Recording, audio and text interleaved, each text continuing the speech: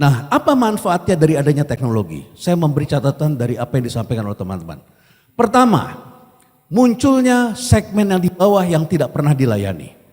Munculnya Gojek dan lain sebagainya, taksi online, motor online, kemudian juga toko online dan lain sebagainya telah melahirkan pasar yang tidak terlayani. Kita dulu naik taksi yang Rp100.000 menuju airport, kalau kita mau naik yang lebih mahal ada taksi yang 150, mereknya lain, yang 200, 250 bisa kita pilih. Tetapi sekarang pada waktu itu permulaan awalnya ada taksi yang hanya Rp10.000. Artinya mereka yang tadinya tidak naik taksi tiba-tiba bisa menjadi naik taksi. Inilah yang diharapkan dari sektor keuangan yang saat ini belum kita lihat. Tapi ke depan saya berpikir inilah cara untuk melakukan inklusi keuangan. Bagaimana lewat peer-to-peer lending dan lain sebagainya. Ke depan ini harus arahnya ke sana. Karena di Jepang bunga itu negatif saudara-saudara. Kalau saudara taruh uang di bank sebagai orang Jepang, saudara kena penalti. Taruh uang di bank itu seperti dimakan tikus uang kita. Karena penduduknya declining dan pemerintah Jepang ingin mendorong agar masyarakat melakukan investasi. Itu yang pertama ya. Jadi penduduk Jepang bisa saja meminjamkan uangnya kepada orang Indonesia. Jadi yang pertama ini adalah bagaimana munculnya pasar-pasar baru. Yang kedua ini adalah menciptakan pemain-pemain atau lawan-lawan baru yang menjadi kompetitor kita dan mereka hadir tidak kelihatan. Tadi kita melihat dari Wings tidak melihat awalnya kenapa mie instan turun. Rupanya munculnya Gojek jadi masalah. Ya, asuransi juga kena sebetulnya oleh adanya Gojek. Kenapa? Agen-agen asuransi banyak yang pindah menjadi driver Gojek.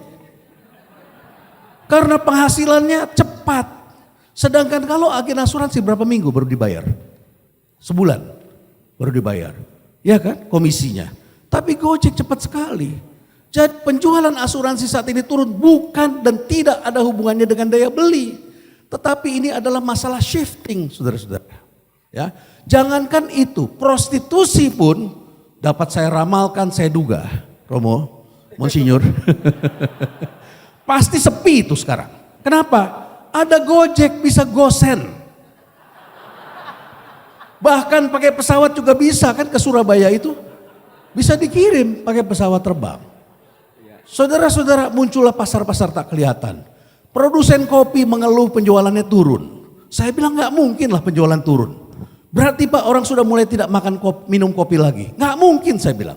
Tapi setelah saya teliti menggunakan teori dari Rita McGrath, dia mengatakan pakai arena aja, arena analisis.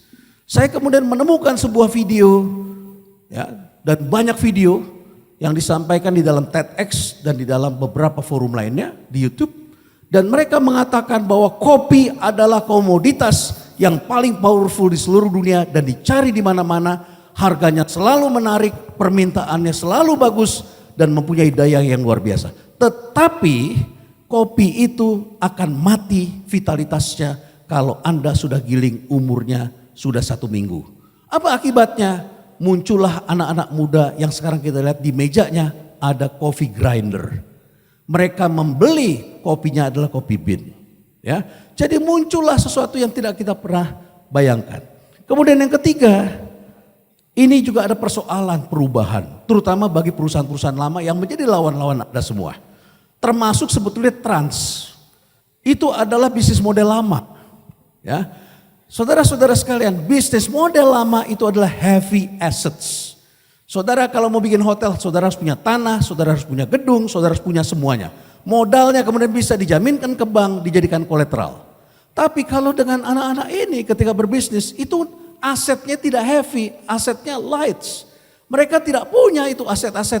Bahkan Gojek tidak punya satu kendaraan pun. Tapi valuasinya lebih besar daripada Garuda Indonesia yang punya pesawat sekian banyak. Ini kan satu aneh. Saudara-saudara, perhitungannya bukan lagi pada aset tetapi adalah pada network. Dan itu suatu perdebatan di Columbia University antara 2 orang profesor yang kemudian melihat bahwa network ini ada value-nya. Jadi network ini ada nilai multiplier-nya. Ya. Jadi saudara-saudara sekalian, ini menimbulkan banyak sekali perubahan. Orang-orang lama itu membuat suatu usaha itu adalah control assets. Sedangkan orang-orang baru itu adalah orkestrasi aset di sana. Jadi bukan semata-mata harus memiliki, tapi mereka berkolaborasi. Mindsetnya ini adalah kolaborasi, bukan competition. Tetapi di perusahaan-perusahaan lama itu ada masalah yang disebut dengan power. Kita semua bertarung, Kompas bertarung, ya, Trans bertarung, ya, semua yang ada di perusahaan-perusahaan lama, Wings juga pasti bertarung. Bertarung dengan siapa? Bertarung dengan orang lama, power, yang kita sebut sebagai old power. Power itu adalah jabatan, kekuasaan, pemilik uang, pemilik segala macam yang dibentuk dengan sejarah, latar belakang, dan cara berpikir masa lalu. Sekarang menghadapi dunia baru. Saudara-saudara, di mobil saya mempunyai sepatu kayak begini. Yang tadi sengaja saya pakai untuk kesini karena saya lihat Pak Wiryawan pakai sepatu kayak begitu. Dan saya diberitahu tamu-tamunya datang seperti ini. Tapi tadi pagi saya menghadap salah satu dirutnya BUMN. Saya memakai sepatu pantofel dan kemudian saya memakai baju batik seperti Bapak di sini barangkali. Saudara-saudara sekalian, dua yang berbeda. Yang satu adalah looknya yang satu looknya old. Tapi kan itu baru looknya. Bagaimana mindsetnya? Mindset ini adalah power, saudara-saudara. Dan di banyak perusahaan kita melihat banyak sekali kendala-kendala melakukan perubahan itu adalah pada power. Kenapa ini penting? Karena bisnis model kita dengan adanya dunia digital tidak bisa seperti yang lama. Orang-orang yang membuat surat kabar digital online biasanya dibesarkan dan dilahirkan dari koran-koran cetak. Dan ketika mereka kemudian masuk ke dunia online, mereka pindahkan semuanya kecuali satu, yaitu outputnya bentuknya digital. Bisnis prosesnya sama dengan dunia cetak tadi. Padahal dunia baru ini mempunyai bisnis proses yang berbeda dengan dunia lama. Tidak bisa kita samakan, kita pindahkan begitu saja.